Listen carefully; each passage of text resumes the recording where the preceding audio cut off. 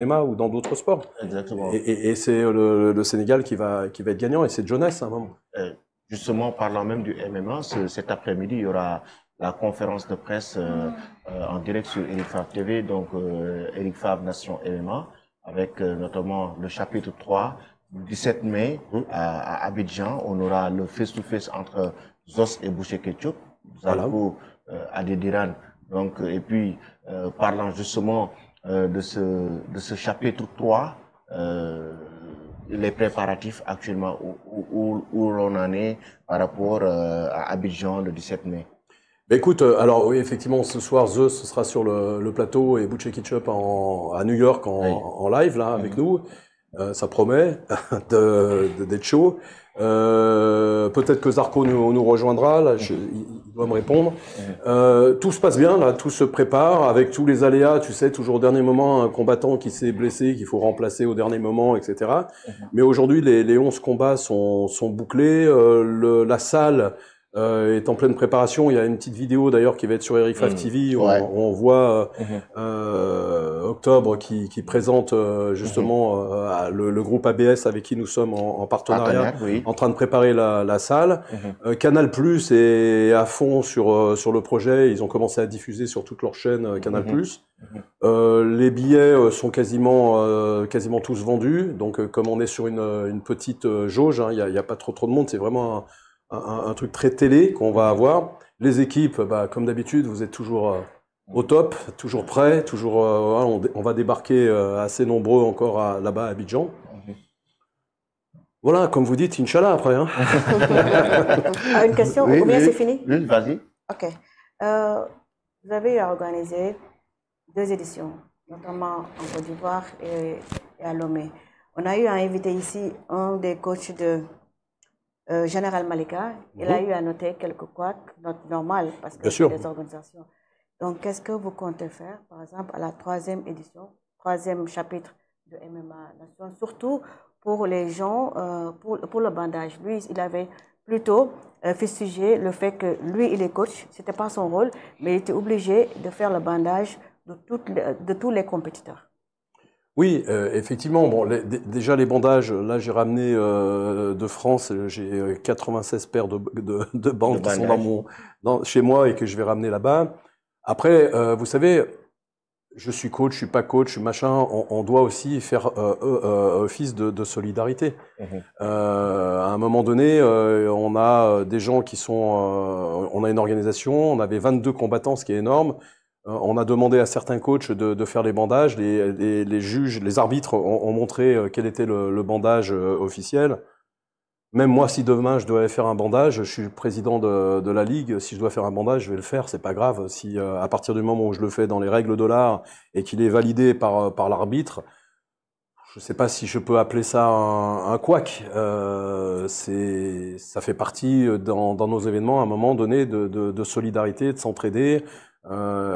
Tout ne fonctionne pas comme on le voudrait à chaque fois. On a eu des couacs, on en aura d'autres, et à chaque fois on essaye de rectifier. Vous savez, il y a ceux qui font rien, qui n'ont jamais de couac. Oui, on n'est pas parfait. Oui, on y met tout notre cœur, on y met le maximum de moyens pour être au top. C'est le 3e événement. La Ligue a moins d'1 an d'existence. Et je pense que nos équipes, en général, font un super boulot. Et moi, j'essaie pas de me dédouaner. Je suis responsable de tout ça. Ouais. Mais je vois le boulot que font les équipes, en général. Donc, le problème des bandages, je peux pas dire que c'est un couac Je pense qu'il était réel. venu un peu plus tôt. Je Mais l'avais par rapport aussi signalé. à l'heure d'organisation, Oui, il avait aussi fustigé par je rapport l'avais à ça. signalé ici.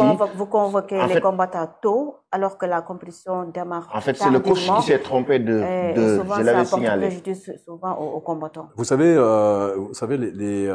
les combattants, que ce soit sur le chapitre 1 ou le chapitre 2 à Lomé, ils avaient des grandes tentes climatisées, Oui, avec des paos, avec des tapis, pour pouvoir se reposer, s'entraîner, et des retours télé qui permettaient de suivre le show. en direct.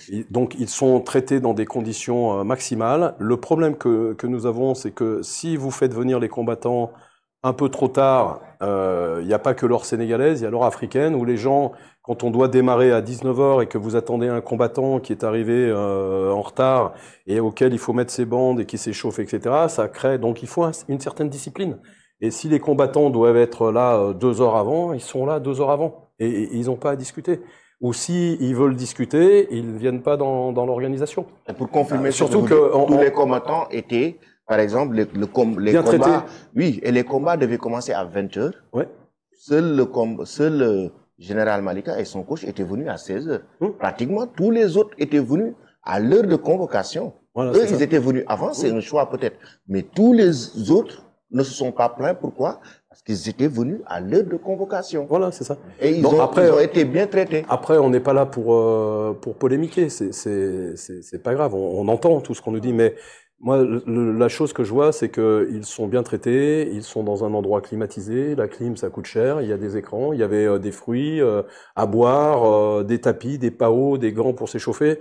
Donc, ils sont dans des conditions qui sont extrêmement correctes par rapport à ce qu'on peut voir dans d'autres endroits, d'autres organisations. Et il faut simplement respecter les règles. Vous savez, vous avez beau donner des programmes, vous marquez les programmes, il y en a toujours quelques-uns qui vont aller en dehors des programmes, et après, c'est ceux qui vont se plaindre que les choses fonctionnent pas, alors que c'est les premiers à détourner les horaires et les choses comme ça. C'est pour ça que je suis extrêmement exigeant avec les équipes, pour qu'on respecte nos horaires et qu'on respecte les programmes. Mais le problème, ici, on n'est pas dans une culture où les gens lisent. Vous faites on vous dit oui, on savait pas. Mais si, tu savais, tu as eu un programme, il était dans ta chambre. Lis-le. Okay. Et que répondez-vous à ceux qui disent que le combat Benz-Tapha Tine, c'était un combat arrangé, c'était une manière de frayer le chemin à Tapha Tine? Non, moi, je peux le jurer sur l'honneur et sur tout ce que j'ai de plus cher, que ce combat n'a absolument pas été arrangé. On a Benz qui devait affronter Tapha Tine à Lyon il y a 2 ans. Je m'étais engagé auprès de Benz de faire ce combat et auprès de Tapha Tine de faire ce combat. Benz est venu de Thaïlande. C'est un grand champion de Muay Thai. Personne pourra champion du monde le nier. WBC. Voilà, Tapha Tine, vous le connaissez mieux que moi.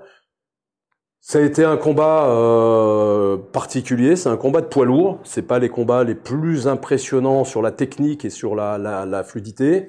J'ai été moi-même surpris de cette 1 minute 30.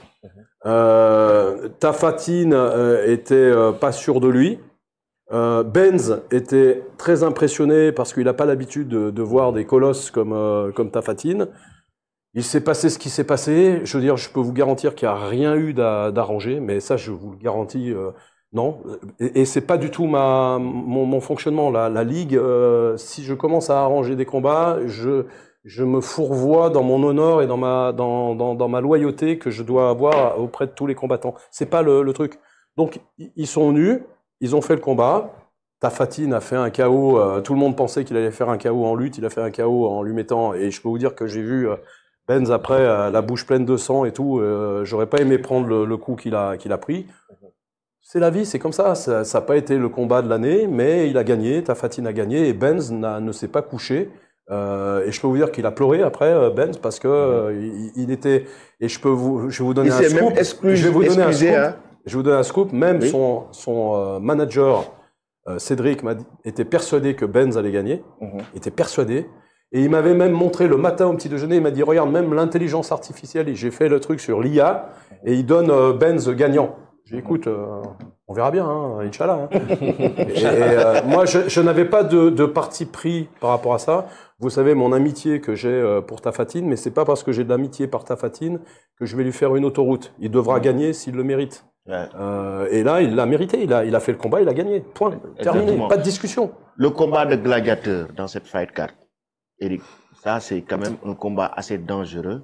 Oui. Yao Marcel et Amao Sadik. Je ne sais pas comment vous avez ficelé ce combat, mais quand même ces 2 combattants, connaissant le parcours, c'est 2 vraiment combattants très coriaces. Ouais. Ça a été compliqué à boucler parce que Amao a fait plusieurs combats dernièrement où il n'a pas gagné.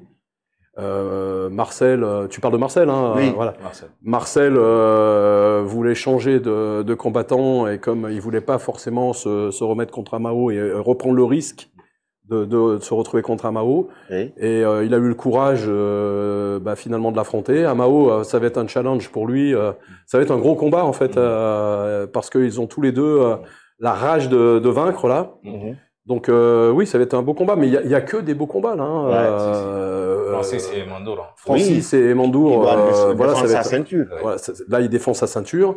On a notre ami Adafas, on a Radza, on a Anderson toujours, le petit Anderson qui va être contre le Gabonais, donc qui est le protégé du président de la République du Gabon. Oui. On risque d'avoir d'ailleurs le ministre ou un délégué du ministère des Sports du Gabon qui sera présent. Non, c'est une super belle carte. Compter le MMA féminin aussi. Et on veut mettre cette touche, on veut aujourd'hui permettre, et on fera dans chaque maintenant événement, il y aura des combats féminins. Parce qu'il faut mettre à l'honneur le sport au féminin aussi, Oui. même si culturellement c'est pas quelque chose de très usuel, mais c'est pareil, il y a des femmes qui veulent s'exprimer à travers une discipline sportive et c'est leur droit de pouvoir le faire et notre devoir nous en tant que ligue c'est de leur permettre à ces filles de pouvoir s'exprimer à travers la discipline sportive qu'elles ont choisie. Et des fois c'est un acte de courage parce que souvent leurs familles sont contre, leurs amis sont contre et voilà, il faut vivre dans son temps quoi en fait. Orly, comment vous trouvez la Fight 4? Bah, c'est incroyable parce que moi je connais Mozou, Oui. Marcel, Anderson et Séné. Séné qui est... Lamine, ouais. Oui, Lamine. Lamine qui est pas loin de chez moi. Donc j'ai hâte de voir ça. Vraiment, j'aime trop les combats. Je rappelle que Lamine doit affronter Saliou Essamaï, qui est en pleine préparation ici au Sénégal aussi. Donc Lamine va représenter notamment la France. Saliou représente le Sénégal. De l'autre côté, Boucher Ketchup donc représente les États-Unis. Oui, ça fait beaucoup rire. Ça fait beaucoup rire. Ça crée une polémique sur les réseaux sociaux. Et je les comprends. Bon, Boucher vit aux US, il a son passeport. La Ligue a joué aussi un petit peu là-dessus. On sait qu'il est sénégalais dans le corps et que les Sénégalais rigolent de voir Boucher Ketchup se présenter comme américain et en disant qu'il va être reçu par Trump quand il va rentrer aux US. Bon, c'est le côté un peu chaud, mais ça va être un combat intéressant. Zeus est aussi un beau lutteur. Ça va être un gros challenge. C'est pareil, je sais pas ce qui va en sortir de ça. En tous les cas, je sais que Boucher s'entraîne dur. Il a pris au sérieux ce combat. Il s'entraîne aux États-Unis. Boz était avec lui, Ibrahim. Et Zeus s'entraîne aussi dur. On le verra ce soir. Voilà, vous savez, les choses, des fois, je sais que tout le monde aime bien inventer des trucs. Nous, j'aime que les choses soient simples. Elles soient vraies, voilà. Il y aura toujours un gagnant, un perdant. Il y aura toujours un combat où il y en a un qui a une défaillance. Il y a un combat qui va durer 30 secondes. Il y en a d'autres qui vont aller jusqu'au bout. C'est ça la beauté aussi du MMA, c'est que rien n'est jamais gagné d'avance. Rien. Et le sport n'est pas une science exacte. Est-ce qu'on peut, Eric Favre, organisateur de combat de lutte, est-ce qu'on peut s'attendre à ça? Et aussi l'autre question pour terminer, parce que je sais que je n'ose même pas regarder à la mine parce que je sais qu'elle est là. Quelles sont tes relations avec les têtes de mort? Parce que je suis sur tête de mort, pense à les têtes de mort. Avec les têtes de mort? Oui.